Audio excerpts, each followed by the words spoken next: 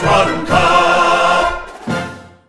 Everyone relax. It is Tuesday, the 7th of April. Welcome to Two Guys, One Cup, an AFL adjacent podcast. My name is Charlie Clausen, and joining me this week is a guest that I'm a huge fan of. Discovered his incredibly popular YouTube channel last year.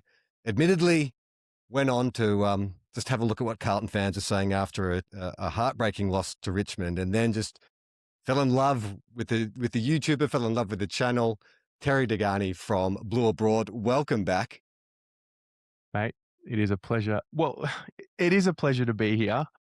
12 months ago, I was on this show and we had a very interesting text exchange and said, come on next year, hopefully under better circumstances. And we are here under the exact same circumstances. It's crazy, right? Like when I sent you that screen grab of our last text exchange when you were last on, and I was like, what was the tragic circumstances? And you were like, well, it could be one of like four, but you think it was it the loss to, it wasn't loss to Richmond, because that's how I found you. Was it another fade out? Yeah, yep.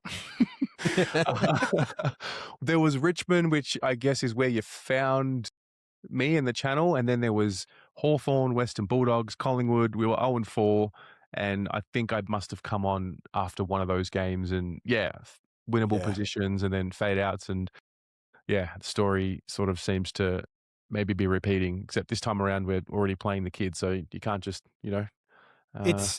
It's amazing as like a fan of the channel and as someone who is like really like I watched almost 5 hours of your fan cam. Was it 5 hours or close to 5 hours on Friday, wasn't it? 2 games in a row have broken the record for longest fan cam. So the Melbourne. It's amazing. Like on Australia Day, when they hand out the Orders of Australia, I'm pretty sure you should be on the list for services to Carlton supporters. Like what you do is tantamount to like a public service, like the space you give the fans. But what I've noticed and what has been so fascinating over the last 12 months is if you take the Richmond round one last year, for example, the reaction was so angry and volatile, and these players need to go, and these coaches and blah, blah, blah, blah.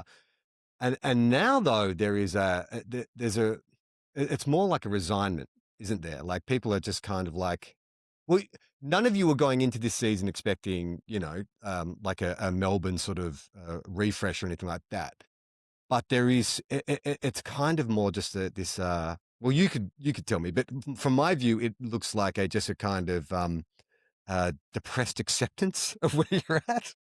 It's getting, I think the hard part is because they've been in winning positions in most of the games this year, especially in the fourth quarter. But I mean, the fan cams I think Carlton fans get this rap of just being this angry mob. And there are a lot of angry Carlton fans. The fan cams, I try my best not to have, I mean, the emotion is the emotion. It's what makes the game great, and it's what makes the fan cams great. But I do try and make sure that we don't go too far over the top, get personal or anything like that. But there is just this resignment to, we've been saying the same thing for a number of years. We're going through this cycle again of the coach. Is it going to be now? Is it going to be mid-year? Is it going to be end of year? Like it is getting repetitive, and what can you do? That's it, right? It's like the malaise. It was interesting, we sort of talked last time you came on about, you made the observation, which I had never really thought about, which is the modern Carlton fan has more in common with a lifetime St Kilda fan than, a previous generation of Carlton fans. And I understand that malaise of, Jesus Christ, like, will this ever end? Like this cycle of rebuilds, false hope, messiahs, and then starting again. Like it really does become, and the powerlessness of it, like, all we can really do is, buy our memberships, attend games, cheer, support. I mean, you probably go a step further than that. Like you sort of connect with the community and you have some level of kind of not influence, but you have a voice. But beyond that, you're just really at the whim of this organization. 100%. So back end of last year, the club made the bold moves. A lot of the rhetoric was have faith in Graham Wright. He's been there before. He knows what he's doing. And that's the hardest part. You're sitting on the other side of the fence and you're just watching it unfold with not one single thing you can do to control the outcome. And so on Friday, I heard you say that, like, at no point, even when you were up by, what, 4 goals, at no point did you ever feel comfortable. There was just this sense of how will this unravel? I've seen it unravel. How will unravel this time? Was that correct? Yeah. Well, they almost did me a favor in the first half. Even though we were up, I thought we played pretty poorly and scrappy. And I thought, well, I think there was only 13 tackles laid the first half by the team. So I thought, all right, well, they've made it pretty clear that they're not interested in this one. And then all of a sudden, the narrative around the second half, it gets eliminated because we kick, I think it was 5 goals in the third quarter, and the intensity lifts, and you're like, all right, well, we can tick off the second half fade out here. Up by 20 or so with 20 minutes to go, thinking, okay, well, like, we're on top of this game. Got our best midfield options here: Chera, Walsh, Hewitt, Cripps, Pitternet. And then, yeah, like, it does just fall apart. Like, at no point could I be confident, no matter how. I mean, I'm at this point now where 40 points up isn't enough Yeah, to isn't be it confident. crazy? 2 weeks ago, I was at the pub with a bunch of my Carlton mates for the Melbourne game. And the first half, I was like, well, you guys are clearly here to play. And my Carlton mates were like, you have no idea. Like, this is actually just makes us feel more anxious because, like, as far ahead as we get, we know it's not enough. And it was like 40 odd points, wasn't it, at some point in that Melbourne game? And I couldn't believe it because I left at halftime and driving back home, I started, tuning into what, and I was like, what? Oh my God, like Melbourne actually getting back into this game. So I guess my next question to you is, because I've asked my Carlton mates and they have their theories, but what do you think is behind the fade out? Is it a fitness thing? Is it a mental thing? Is it a combination of both? I don't think it's got a single thing to do with physical fitness. I think it's a mixture of mental fragility and inability to handle pressure. I think the opposition will put pressure on Carlton, but I think Carlton puts pressure on itself. There's just no composure in tight. And so then that breaks up into another tree with a number of branches of coaching and instruction. And, what's your default under pressure? What do you coach? What's drilled into you? So, yeah, I think there's nothing physical about it. It's purely mental and strategic. So it's not a case of, you know, uh, the talk for a long time, or at least the last couple of years, is, well, this game plan, this sort of contested game plan, big body inside, get the ball out. Is that not more taxing? Do you think that maybe that doesn't leave enough in the tank for 4 quarters of football? Yeah, I mean, it definitely could, but I actually think I think what's more taxing for Carlton, in my view, is the way we turn the ball over and force ourselves to have to recover a mistake and set up after our own mistakes. We're tiring ourselves out with our poor ball use. I think the players, it's too far ingrained right now, this group anyway, of this inside out game. So you can Yeah. try and open things up all you like. This team has been coached for nearly four and a bit seasons now about the contest and pressure, which is important. And Carlton fans can oftentimes look at, oh, well, what's happening with Carlton is we're the only team that's going through this. Well, no, a lot of teams are going through it. Adelaide, we've been speaking about their contest falling down, and Yep. every team values contest and pressure. It's just we don't have the other layer of the game to add. We don't have the outside game anywhere near where what it should be to be matching the best, and we also just don't use the ball well in pressure Yeah. situations. Watching the Queen's birthday game yesterday, which was such a cracking contest. It's so often when I watch, if I watch footy with my friends when the Saints aren't playing, I'm like, oh, this is what a football team should look like. It's chains of handballs that connect, using the corridor, taking that brave kick into the corridor, not just sort of crawling around the boundary line and then do an ineffective kick inside 50. And then I was like, oh, because my big fear this year with football is this sort of, like, they talk about the two-tier system. Like, you've got the really good teams at the top of the table, then you've got quite a gulf between them and the middle teams, and then an even larger gulf between them and the bottom 4 teams. And I don't know how that gets addressed, because the equalization around the draft is clearly not working. I know the Saints have been more vocal than any team about that, but even Clarko sort of came out and mentioned that. But I don't want it to return to that, system in the 80s where you had 4 powerhouse, Victorian clubs and then the rest of the clubs scrounging around. But it's inverse now. It's like the Melbourne teams are kind of impoverished, and it's like 6 years ago, Will and I on this podcast were kind of going, "Oh God, Queensland football. What's going to happen with the Lions? What's going to happen with the Suns?" It's like, careful what you wish for. Yeah, well, the big 4 clubs in Melbourne, I mean, 3 of them, Carlton, Essendon, and Richmond, they're, in the bottom 6. Collingwood's still up there, and yeah, it does feel that way. It does feel like we're going through this era of let the interstate teams have their lick of the ice cream and let's build them up because it's almost like you've maxed out memberships for the big 4 Melbourne clubs. They can always grow incrementally, but yeah, I think the biggest growth point right now is getting the Queensland teams and the Sydney-based teams, competitive. And Well, I yeah, I think mean, there's an analogy there that you made me aware of. I had never really considered before. I think there's an analogy you can use for the AFL and Carlton. Like one of the observations that I picked up from watching you last year was the way you sort of talked about Carlton and their priorities and the idea that it's an incredibly successful organization in terms of a corporate entity, how it's run, memberships, merchandising, all this kind of stuff. But you felt like the football was being left last, like that wasn't the priority.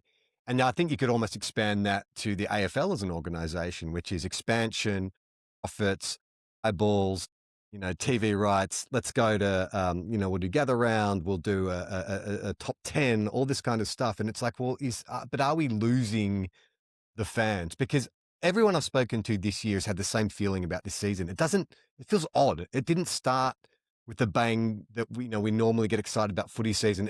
And then these odd buys that are happening and last round, the top 4 teams not playing like it. I sort of do feel like there is a disconnect between the way the game is being run and the fan experience. well, it's quickly becoming entertainment. Yeah.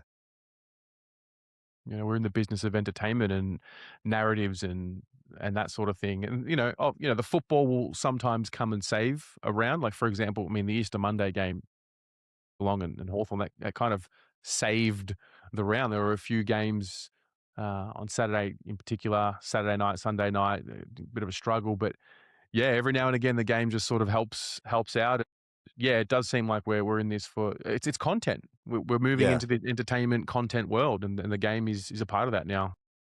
Yeah, it's strange though, isn't it? Because, like, so for instance, my wife, who doesn't really have an interest in sport, she grew up in Scotland, and when she found out that I don't follow a lot of sports, but I do follow like Aussie rules, and I've always been like a dyed-in-the-wool Saints fan. And when I had to make her understand why I have this passion for this sport and the passion for this club, it was the stories, right? Like you talk about, certain identities or certain games or the narratives around players or the narratives around rivalries and all that kind of stuff. And I sort of feel like as we are moving towards, like you say, the entertainment space or the more of the content space, we're losing a bit of that um, authentic, organic connection to these teams and these clubs and these stories, like the idea that they might do away with the father son, I think is a huge mistake. I think that is one of the best elements of Aussie rules, the romance of, I mean, it doesn't work out so great if your surname's Silvani, like clearly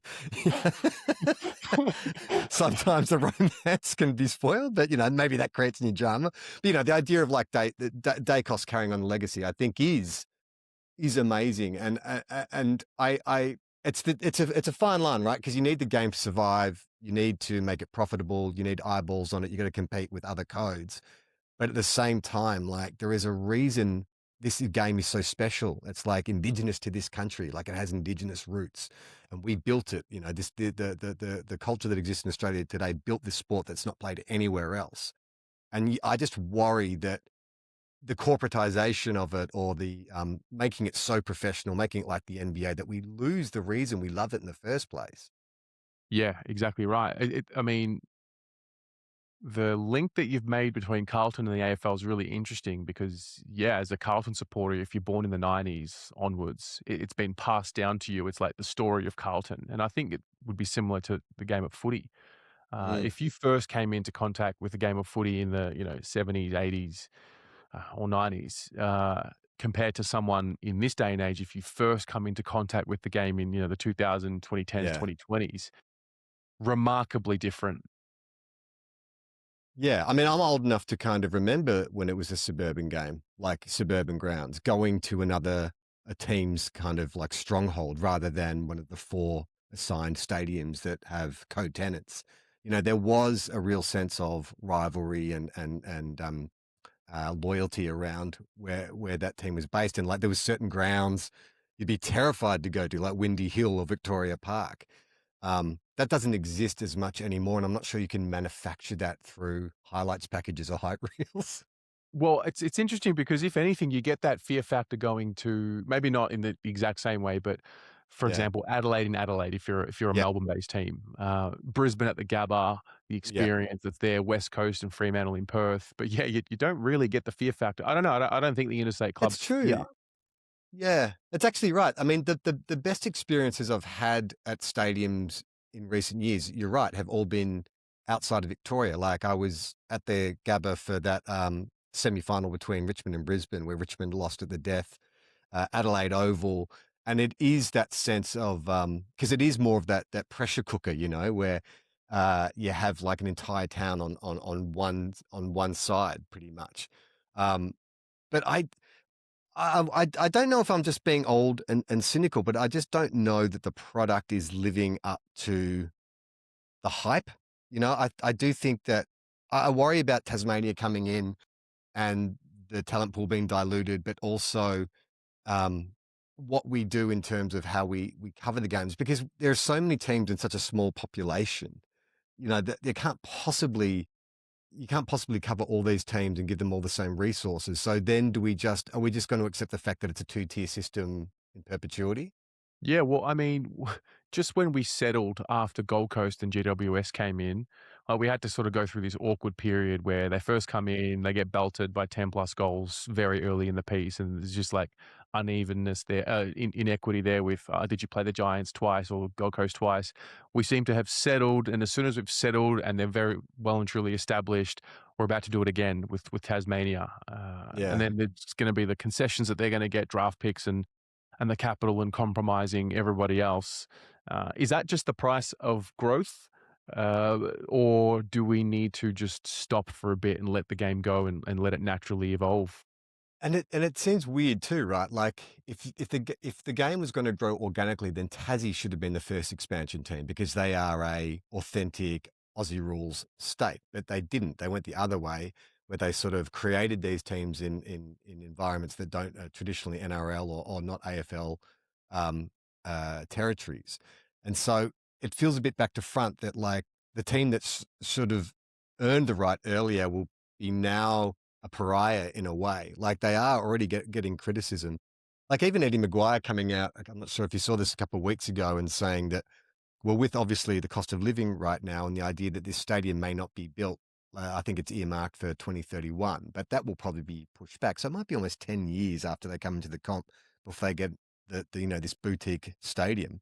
And who knows how much it's going to cost by then and what's going the state of the world by then. Well, Like it is a risky gamble when we're trying to get West Coast off the bottom of the ladder, you know, stabilize Richmond. I mean, Essendon, like there are teams that are in the competition now who are really struggling, and we're going to introduce another like mouth to feed, metaphorical mouth to feed.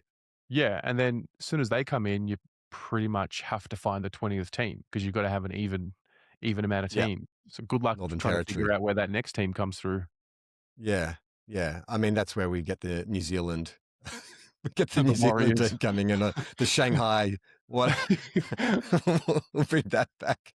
I wanted to ask you, as a Carlton fan, as I was, I mean, that last quarter, obviously, I don't want to bring up wounds, but knowing Carlton's glorious history, is it harder to go through, like, as a Saints fan, I don't know any other state of being. Like, this is just who the Saints are. We are perennial battlers.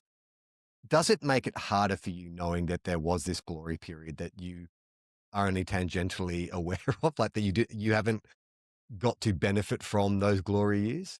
I guess so. I guess when I started doing this channel, I was still, I guess, brainwashed in a way because I was like, "Oh, we're Carlton, and this is the way it is. We're the winning team. We're excellence. We're the best, and second place is not good enough." I think that changed, and I as I matured, and I think probably 2 or 3 years ago, I kind of realized, like, no, that's not Carlton. This is the way you talk about your Saints. That's all I've ever known with Carlton. We are the battlers. We're the battlers with the great history and the big fan base and the 16 premierships.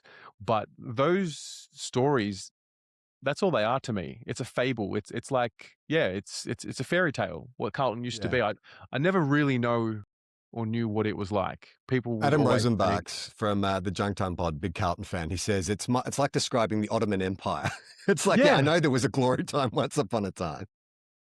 Well, one thing you were saying last year, which I think is the reality for Carlton now, is so the generation prior to me, they were just born into it. Mm, We win because we do. They couldn't yeah, actually quantify what it took to get there. This generation is being taught the actual pain that it takes to become a winner. And that's what I think's happening. yeah. It's interesting. I had Marnie Vinyl on last week, who was talking about the Bombers in a very similar way. She was like, and she's really, only she started supporting the Bombers in 2014, which is amazing. Probably the worst period. But she was saying, like, her experience of being, a Bomber supporter and talking to other Bomber supporters is, especially with the older generation, is a sense of entitlement. This idea that we're a great club, we have this great history. And she said there's a real disconnect. It's almost like a delusion about where the club has been for the last 25 years, like, and I imagine Carlton works the same as the Bombers in terms of being a powerful, a lot of big, powerful people in coterie groups and have strong opinions and can have been on the board forever and can influence things. But when you are unwilling to admit where your club's at now, like history counts for nothing. Like there's one winner and everyone else finishes last, essentially. And if you aren't willing to confront that, or if you're constantly talking about former glories, like that is how empires crumble, right? Yeah. And the reality is Carlton could keep having losing seasons. They will still return a profit. Yeah, And so right. until the profit stops happening, I don't know if true action will ever really be taken. I mean, they've made appointments which on the surface seem to be football first, Graham Wright, football first CEO, developing the football department and things like that. But mm, How do you feel about Vossi? Like, I mean, clearly his card's been marked. It's just a case of when. But do you feel he has limitations that have led to this point? Has he not been properly supported? Have the players let him down? Like, where do you apportion responsibility? yeah, look, buck stops with the coach. I've been a massive Michael Voss supporter. I think for the most part because people will quickly forget the past, but when David Teague was coaching and before that Brendan Bolton, there wasn't a tough bone in this team's makeup at all. And so he did bring this toughness to the group when he first was appointed, and they were, harder in the contest. And as much as he might be failing right now to get the message across or turn the team around in the club, he's the best coach I've ever witnessed, which says a lot. He's Mm, gotten us further than any coach I've ever seen. But the reality is right now, whether it's the game style of the modern way gone past him, his philosophy outdated, or his inability to make the right moves at the right time, or his inability to, get the players playing his way or for long enough, whatever it is, he is responsible as the head coach. And so, yeah, there is this sense of it's only a matter of time, whether it's mid-season or end of the season, which is tough because it just means that there's another failure that's happened. yeah. But yeah, I do feel for him. My God, who would be an AFL coach? Like you think about what 24 months ago, make a prelim, all expectations are high. You seem to have if you looked at the list on paper, you seem to have everything, pretty much covered. You've got a Brownlow medalist in the middle, great captain, most admired, most courageous leader going around. And then it all changes in the space of like 2 years, It's rapidly. Well, this is the thing. We did the rebuild from 2015 and built the spine, and it took until the 8th year after that to make our first final series. And then the year after that, we're in a prelim. I know that the season was, one half poor, one half good. And so this entire build for year 8 and year 9 to be in the final series again, and then all of a sudden, 12 months after that, you're in the finals again, but you're down 0-60 to Brisbane, and then 12 months after that, you're going through what looks to be a rebuild again. That's hard. That's hard to go through that entire process, get to finals, and then rather than continue to top up or continue to improve or whatever the case may be, you're just back here. That's going to be the hardest pill to swallow for Carlton fans. Because I mean, even if you were to sort of calibrate that, like if you in 2015, if you sort of, because all the elements are almost there, right? They got to a prelim, like that's one step short of a grand final. So you would almost say it's a success if the last 2 years hadn't happened. You know, if you guys had been contending for the last 2 years, maybe weren't finished top four, but we're still playing finals, then you might be relatively okay with that. Okay, we've got a winning mentality. We're there. We may be, a couple of draftees or a couple of trades short of being like a real contender again. But the drop off, and then I think it's the manner in which Carlton have lost, right? That's the thing that really sends a chill down your spine. It's like if you could stomach it honorable losses, but it's the fade outs. It's that's what makes it worrying. It's the theatrics, isn't it? It's Yeah. dramatic. Whether they're when we're good, it's dramatic. When we're bad, it's dramatic. You're right. I didn't think of that. It's right. Carlton are like just a living soap opera because it's the passion of the fans. It's what's happening, but on your board level, like all the shenanigans around that as well. Can't stay out of the tabloids. It's insane. It's a circus. President, the absolute president, the state of affairs. It's just insane. Yeah, I mean, I think you said last time you were on, like, were you on holiday in Thailand when you got the notification? It's just like 8th of January 2025, I'll never forget it. It's like, this can't be real. And then the story's still going 12 months later. Like, he still doesn't want to admit that it was him and like, whatever. Well, no, it's for medical research. I believe he was taking a photo of his penis to show a doctor, right? Because my doctor is constantly asking me for dick pics. This is Carlton. Just the inability to just say, it was me. It's my fault. It's just always a perception, a deflection. This is Carlton. Ego. Don't want to, always trying to save face. So tell me, like, one of the things I'm fascinated by when I talk to supporters from other clubs or just supporters in general is when clubs talk about like the culture. Culture is something that seems to transcend administrations, lists, coaches. And it's true. Like, I was very skeptical about how could a culture exist. Clubs have DNA. So what is the DNA of Carlton at the moment? Great question. And that is a big tell to the problem because I don't know. The culture is, even in modern times, and I guess it comes back to the history. We've always been this club that it's star power first. Don't worry, we've got the stars. We've got, the 6 main characters and then everybody else. Whereas the club was actually built, like the great Carlton was built off the blue collar work ethic. Now you got this white collar club with white collar players, who sit at the top of the food chain, we'll call it. There's no real emphasis enough, in my view anyway, on the role players, the guy, like the team. It's, the star players get certain liberties. I mean, I know Charlie Curnow is a popular topic of conversation, but, he got a lot of liberties just because he was Charlie Curnow and he sold shirts and did all the special things. But yeah, like, what's the culture of the club? I don't know. Because half the supporter base lives in the past, half the supporter base lives in the now. So we're lost with an identity of like, what the hell are we? What do we stand for?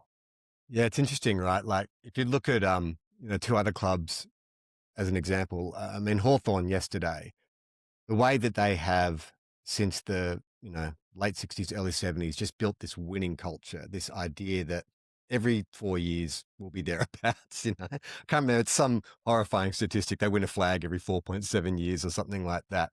But even in that game, Neil kicks a goal with 90 seconds to go to put the Cats a goal up. And you just never felt like Hawthorn were out of it. And sure enough, they go down the other end. Lewis scores. And then with 15 seconds to go, you're like, God, they're not going to be able to do this. And they do it.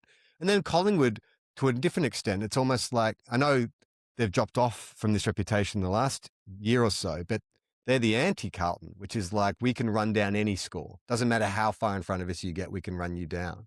It was interesting, actually. I don't know. I mean, it feels like a million years ago. If you go back to Thursday night and you think about that Brisbane Collingwood game, and I was like, I think Collingwood are one of the best coached teams going around, you know, and you talk about culture, like the culture of that club. They love fly, they play for each other.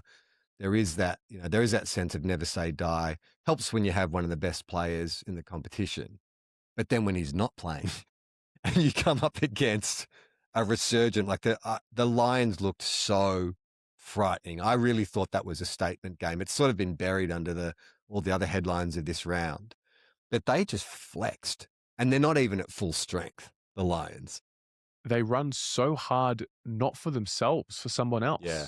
It's incredible when you watch them. I did an interview with Jeff White, who does the First Use channel, Yeah, it's a YouTube great channel, YouTube channel, yeah.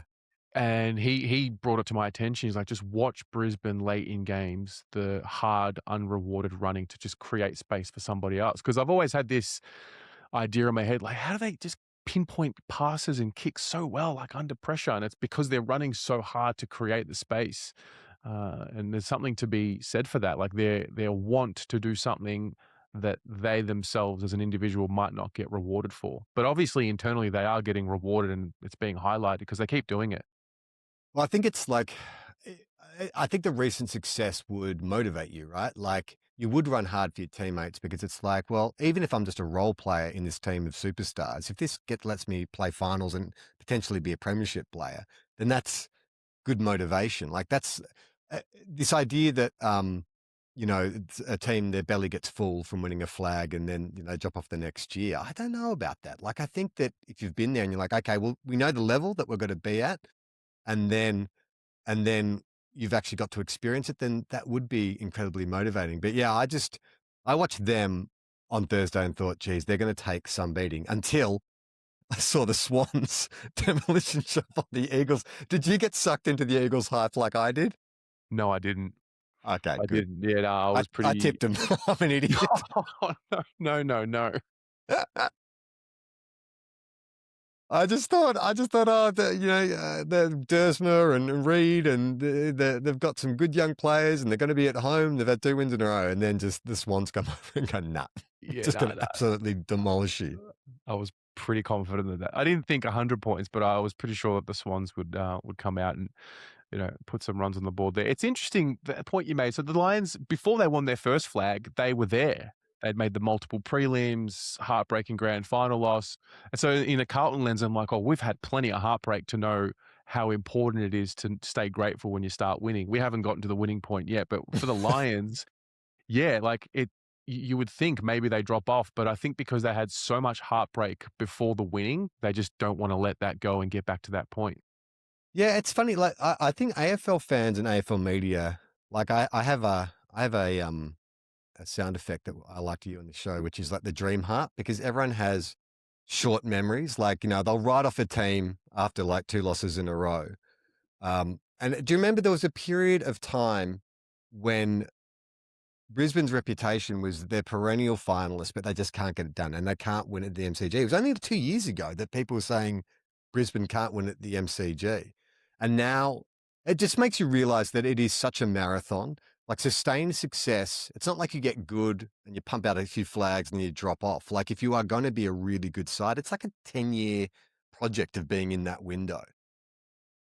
100%. Yeah. So maybe this is the year the Blues turn it around. 10 years. Yeah, and then I mean, maybe. Like, when was the last rebuild? 2015. So yeah, okay, you're on track for another rebuild, and then we can, and then I can say to you, Terry, do you remember when the Blues lost that Good Friday game? Remember when they lost a Good Friday game to North Melbourne, and then they started their 4th rebuild, and that's when the glory of the Blues has returned. Third time lucky. Harry Sheezel kicking a goal, playing the Borat music after the goal. Unbelievable. Oh, okay. So can you tell?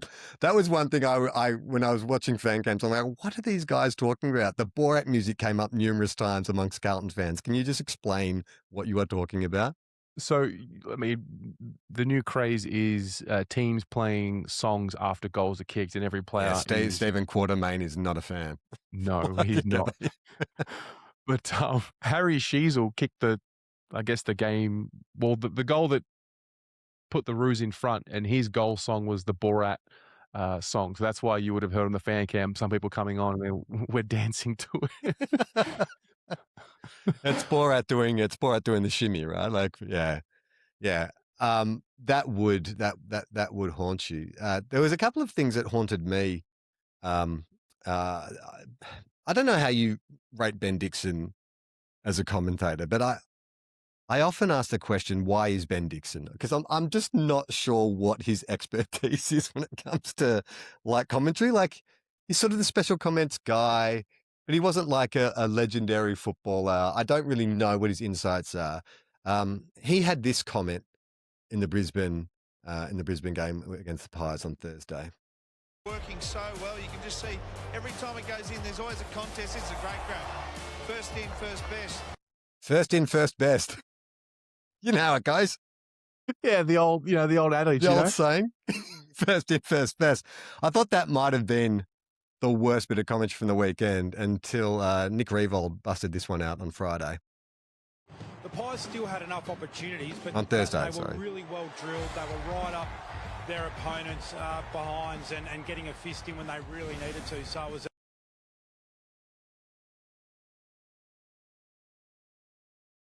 He can't be doing that with a straight face, can he? Six-time All-Australian, I think we'll allow him. We'll allow him to say that. Coming in from behind with a fist.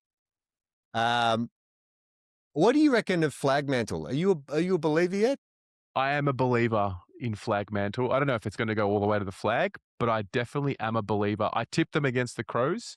I'm definitely a believer. I think they got all the elements, don't they? Yes. The only thing they don't have is that they're Fremantle. That's the one thing that's holding them back. Like we talked about culture before. Like I always say, Fremantle are the St Kilda of the West. They'll find a way to lose. And they almost did, to be honest. Like they impressive. Like the first half, they were so good. And I was like, oh, this is an electric team. And you look at that list and that forward line is just so potent. But then they sort of just dropped off a cliff. But I'm a big footy romantic. I love the underdog story. And if Fremantle, I don't think the Saints are going to be anywhere near it this year. But if Fremantle can get on a run, and I went to what was the grand final I played? Was it 2014 or 2015?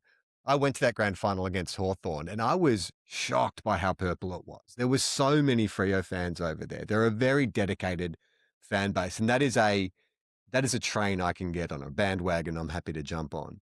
Yeah, they're in this part. They're in that area where it's either not going to work or it's going to work. But for some reason, I just think because of the profile of the list and they're of a similar age, I believe in it. I can't really pinpoint why, but I just do. Well, they could be where they could be in their evolution is sort of Brisbane 2023, 24, which is like, they've been in and out of finals, underperformed, you'd probably say, the last year or two. But they're still young. And if they can take a big step this year, which is top four, win a couple finals, maybe even make a grand final, then it's like, okay, then I think they set themselves up for the next 5 years because like I said, that they don't really have any old players anymore, do they? Now that Fife's gone, their list is quite young. I do think it's interesting that Longmuir is on this strange contract where it's like essentially, what is it? It's like, is it week to week or year to year? Like he's basically, is it PAYG? I rate it. It keeps him on his toes. I absolutely rate it. I mean, I guess it is. There's no security for him, but it definitely benefits the club and maybe aids their performance. It's just interesting to live in a time. I've never, in my entire lifetime of following Aussie rules, and probably for you, I imagine as well, like West Coast have never been bad. Like for them to be, and 2 years ago, they were historically bad. Like if they'd been a Victorian side, they would have been written about a lot more in terms of not only the number of losses, but the margins of the losses. Like they are a substandard organisation.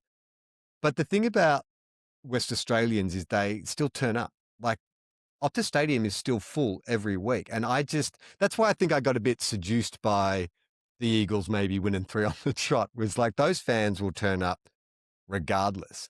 And it's crazy because if you've been to Western Australia, it is a beautiful state.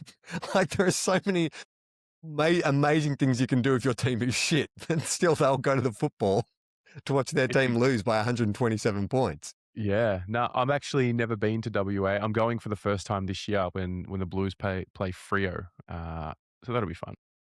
Yeah, right. Is there any kind of history between Freo and Carlton? Is there any kind of rivalry to speak of? Oh, well, we've had a few close wins against them over there wearing the white Right. Guernsey, like 3 or 4 of them in particular. I don't think that's going to be the case this time around. But yeah, weirdly, there is a little Would something. you say that, are they your bunny? I would say we've been there, but wait, are they our bunny? Sorry, yeah, they have been our bunny. Yeah. Yes. Yeah. Because there's certain teams that you just cannot beat. Like St Kilda can never beat Essendon or Port. Like it doesn't matter what the position on the ladder Really? is. Yeah. We've got Port at Gather Round, and we should beat them on paper, but I'm very nervous because they always beat us. Yeah. It's actually embarrassing. Port have been around for like, what, 20 years? Something, 25 years. And their win-loss record against the Saints is incredible. Like, we just don't beat them. Good to know. I'm going to remember that when I'm tipping. Although I think the Carlton, I don't even want to look at it. The Carlton St Kilda win-loss ledger is shocking. It's embarrassing. And we should have beaten you last year, but we didn't. I don't know. Let's talk a little bit about the defectors from Carlton to the Saints. I messaged you at the start of the year just to say, hey, like when you're doing your commentary, can you just sort of go easy on TDK and Jack? And you were like, I love those boys. Do you still feel that way? I do love those boys. I love Tom. Tom's a really good human. I've met him quite a few times, and yeah, you can't say no to that contract. I get it. The Jack Silvani one is just sad because it was just a reminder that the club, and not just Jack, but the club and the Silvani story, they just couldn't figure out how to get over whatever happened in the past. And it was always lingering, and it was just sad because Jack Silvani never played a final for Carlton, which was also pretty sad. He was injured when we played in our final series. So yeah, like it is what it is. It's just a reminder of the past.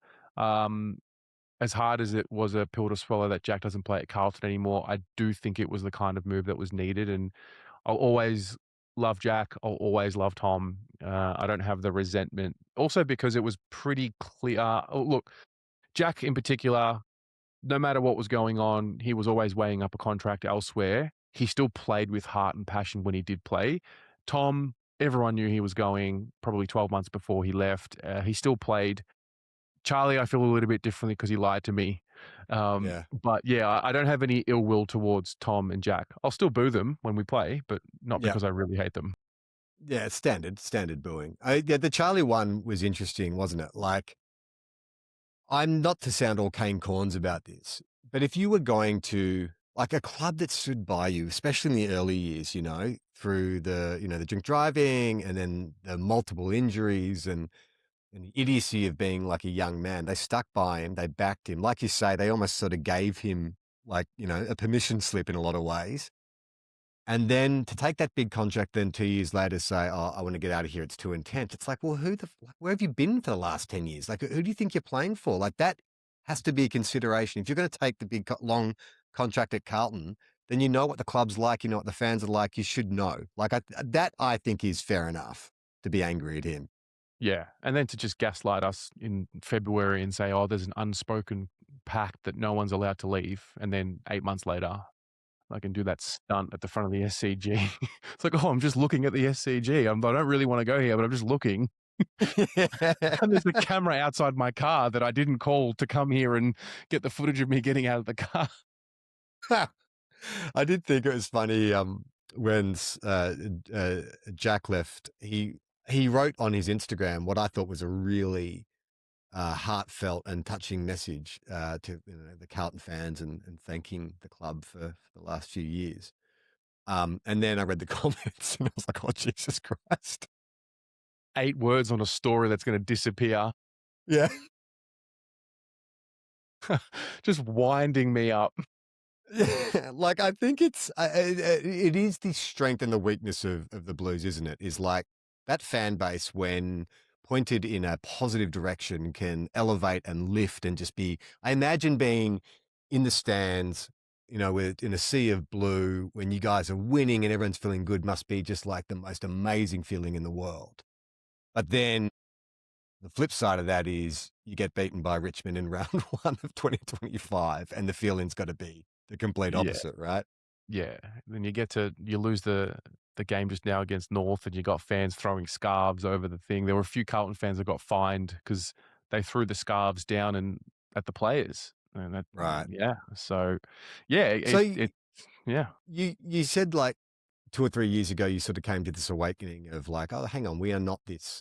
You stopped drinking the Kool-Aid to an extent. How do you find like when you are doing your fan cams and you're talking to dyed in the wool Blues fans? Do you find that they accept your awakening? Are they trying to talk you out of it? Are they on the same page? Is this like a group awakening? Oh no, there's a group awakening happening. No one's talking me Okay. out of it. Yeah, I mean, I'm a supporter that I always want to.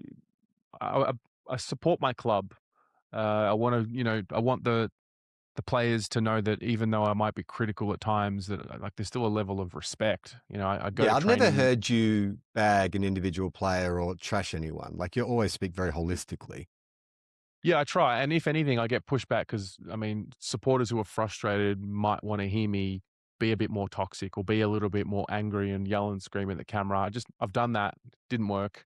Now I just try to enjoy the footy where I can. I need to dig up those videos. How far back do I have to go to see Terry losing his You shit go to on the camera? beginning, 2019, 2020, 2021. You just go in there and you'll see. Okay, great. I'll look those up. I mean, it does sort of feel like, if anything, what Melbourne's done in the last 6 months could give you hope, right? Like, I had no idea that they would be as good as they were. I was picked them. I think when we did our preseason prediction, I picked them as bottom four. But just sort of seeing what I like, and it's very similar to Carlton, isn't it? Like they got rid of some favourite sons, some willingly, some unwillingly. They've got to get a new coach in, new game plan, and suddenly they're just playing this sexy, fun brand of football with St Kilda's ex-captain who's fucking found a new list on live. You will not find one Saints fan who was upset about that, by the way. Like no one wanted Jack to leave. And I also understand why he was asked to leave. We're trying to retool our midfield. We couldn't find a role for him. But it turns out when you just get him to play to his strengths, which is being a big-bodied inside midfielder who distributes to like a great outside runner like Cozzy, he's a pretty good player. I think we backed in Sam Flanders and Jack McRae. Whether or not that turns out to be a mistake, we'll see. But that could be Carlton, right? Like if you get the right coach in, new game plan, I still think you have enough quality on the field. Like you are in most games, you are in a winning position, so something must be right. Maybe it is just a fresh set of eyes, a new philosophy. The club puts, the players put their arms around each other, like just that sense of renewed optimism. Well, the thing about the Ds, I mean, it's easy to talk them up now because we can see the wins, but I thought in the preseason there was a shift. They accepted who and what they were. I remember I guess their season launch video campaign Yeah. where they had, Caden McDonald and Broden Kelly, and they were just kind of like taking the piss out of themselves for being these wine drinking, cheese board eating people. And I was like, oh, this is interesting. They've accepted who they are. It's fresh. The supporter base is around the new direction. They won a flag 5 years ago, and they got rid of their premiership coach. And you just see it now that on game day, they're playing with freedom. The Gold Coast Suns were the undefeated team. They're expected to beat Melbourne at the MCG in that game, and it fell apart. And the D's didn't matter what the Gold Coast Suns did; they didn't drop their heads. They just played with this freedom. And next contest, and it is, I think, a bit of a window into what Carlton could be if we accept what we are and who we are, or even try and know what and who we are, and then go in the next direction.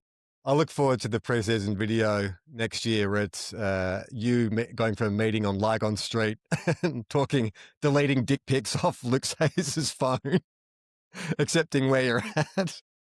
I don't think the club would ever let me be a part of a campaign like that.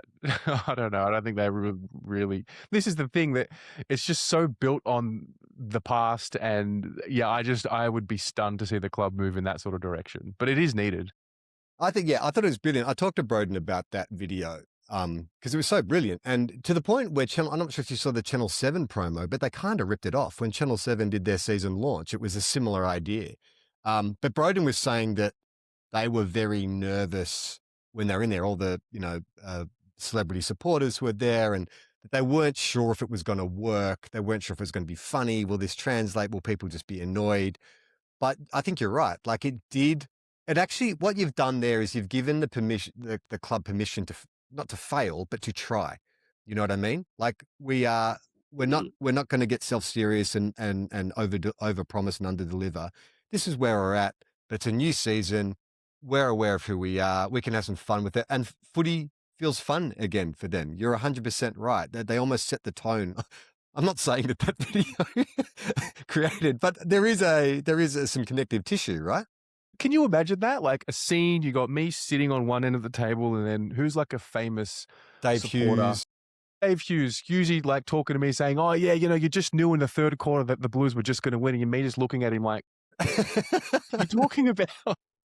Do you think Carlton fans would accept that though? Like, I think that's interesting. And there's a lot of, Carlton have some big famous supporters, like get Robbie Williams to kind of dial in over Zoom or something like that. Well, that's the image there. We're actually doing Carlton's campaign for next year already. It's on one side, you've got these people that are like telling me and telling the world, this is what Carlton is. On the other end, you've got this generation of people just looking at these people like, what are you talking about?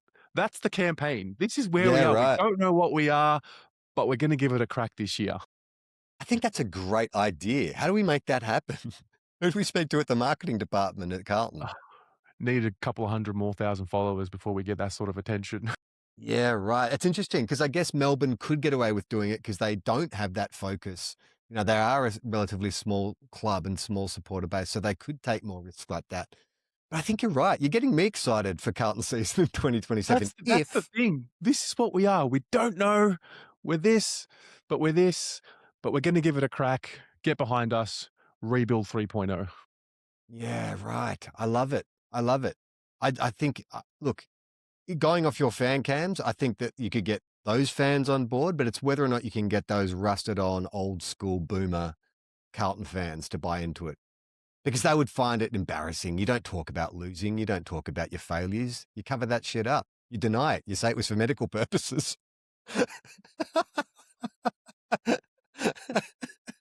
Never tell the truth. Deny. It's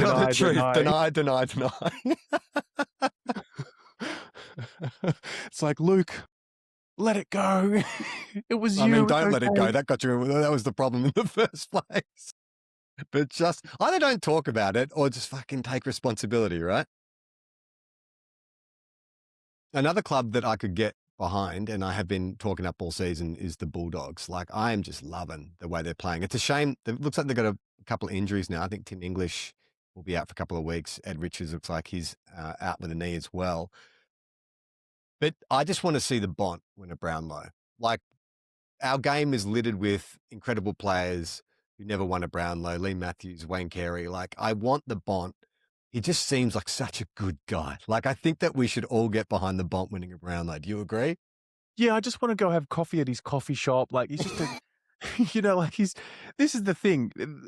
The Dogs, they are a very well-coached team, and they do have arguably the best player of the modern game and in this generation, but they don't prop him up. They sort of let the rest of the league prop him up, and he still has this humility about him, and I love how they manage that. I have a lot of respect for that. I don't know. I think there was a lot of responsibility. They did prop him up, I think, about 2 or 3 years ago. There was a lot of responsibility falling on the Bont's shoulders. But I was looking at their father-sons and what they have gained.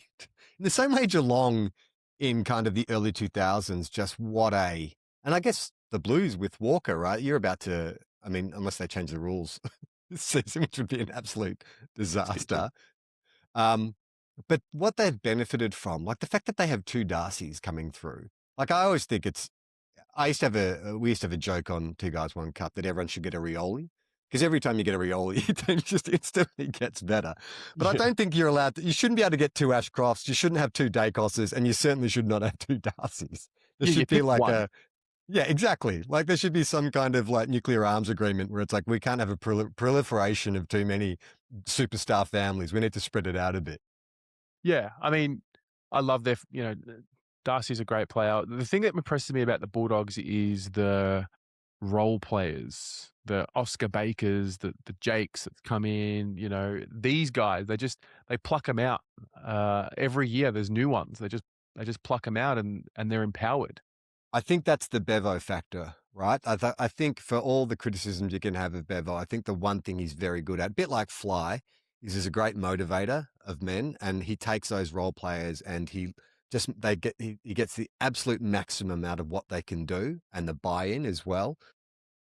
He was a Saints man, Bevo. In fact, I think the Saints in our Richo era, because he played for us, his dad was one of our most legendary recruiters. He's the recruiter who brought in like Rob Harvey and Stewie Lowe and all those kind of players. And he was earmarked. Like we had him working at the club, and there was always this idea that Bevo would be our coach, but then he got poached in 2015. And I've always thought, oh, maybe we could lure Bevo back. But I think every year, it's like Sheedy going from the Tigers to the Bombers. The longer you stay at another club, the more of their player you become. Do you know what I mean? So was Bevo like a role player? Was he a star player? No, he was like, I can't remember. I think he was he was, he's nuggety little guy. I think he was like a half forward flank or forward pocket or something like that. He was a serviceable player, but he was never a superstar. This is my theory. Star players rarely become star coaches because they only see it from their eyes as the star player. I can change the game because I'm the best. Whereas a role player understands what it's like to be a role player in and out of the team on the fringes, and maybe it's easier for them to empower a role player because they've been that. Yeah, apart from Lethal, player of the century, one of the coaches of the century. But yeah, I agree, because if you're someone who has incredible physical ability, you would not be able to understand, well, why can't you just sit on that guy's head and then dob it on your wrong foot from 50 out on the wrong side? But I think you're right. It is the idea that, because you're only going to get, like you mentioned before, Carlton's had a history of having 6 superstars and then, the rest. It's what you can get out of the bottom 6 players as opposed to the top 6 players that is going to determine how far your club goes. But that's why I think Brisbane are so terrifying, because I don't see bottom 6 players. I think their bottom 6 players are walk-up starts for 50% of the league. Yeah. And now they're starting to get the top-end talent, but it wasn't that way the whole time. But now they're just adding the father-sons are there, spoken about them, the academy kids are there, and then you just add the captain of another club to your team and another team's number 1 ruck. Will Ashcroft has won 2 Norm Smiths. He's 21 years old. Yeah. What's the ceiling? If that's how you start your career, what is the ceiling? He's like Joel Selwood, isn't he? Early days, came to a good team that just turned the corner, and they'll just build around him for the future now.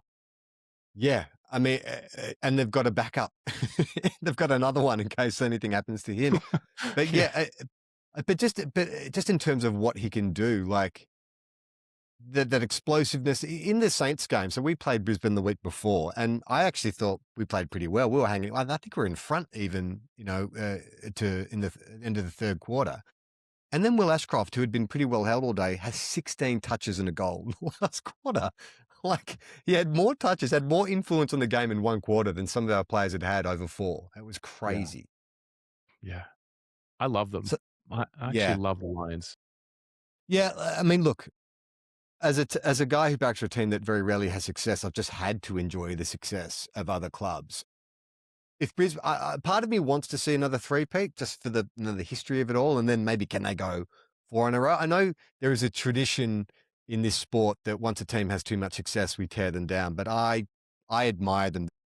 There's a quote from Predator 2, Terry, in which Gary Busey says, "Look, I admire it for what it is, not for what it does." And that's how I feel about Brisbane. I just think they are not only are they just an impressive football team, but just the way the organization is run, the unconventional nature of their coach. Like, who would have thought this sort of lovely, sort of befuddled old man would be one of the greatest coaches of the modern era?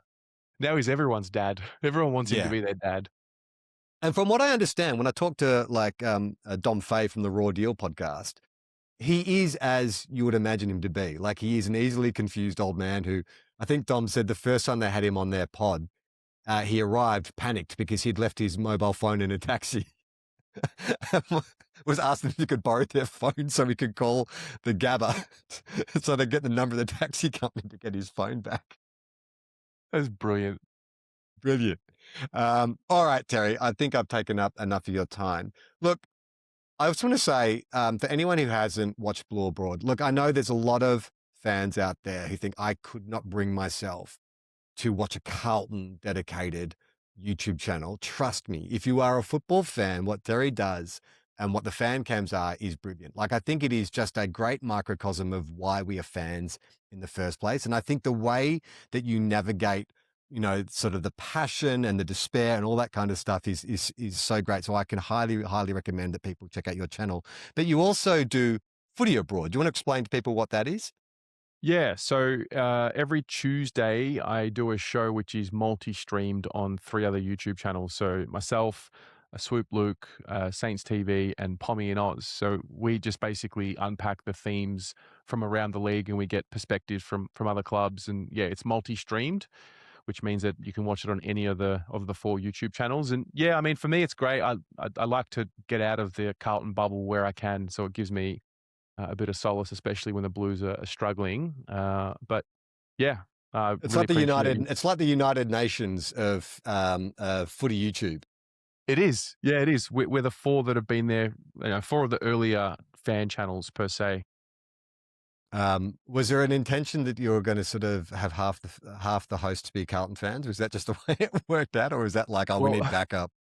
It's funny because if you speak to Pommy, he obviously has come to this country and he's adopted Carlton as his team. But over the last few years, he's sort of like veered away and he's just the AFL guy now and the draft guy. Doesn't want to be associated. All right, Tez, thanks so much for coming on. You are welcome back anytime. And do you want to say go Blues? How do you feel about that? Yeah, no, look, I just want to say thank you. And yeah, you were one of the first that really saw the channel and gave it the time to understand what it was and what we do here. Because, yeah, I just want to say I really, really appreciate that you did take that time to look at what we do and not just I'm a subscriber now. Yeah. So, yeah, mate, we'll chat soon and hope your Saints go well. Thanks, mate. There's links to Blue Abroad and Footy Abroad in the episode notes. I'll be back again next week, but for now, play on, not 15. Little footy-loving dickheads, dreaming about a Premiership Cup. We love our clubs, but they never win. 2 flags in 100 years. That shit house. If you think we'll be insightful, clever, or just well researched, we're here to say that's not the case. We'll just go out and wing it. We are 2 guys, 1 cup.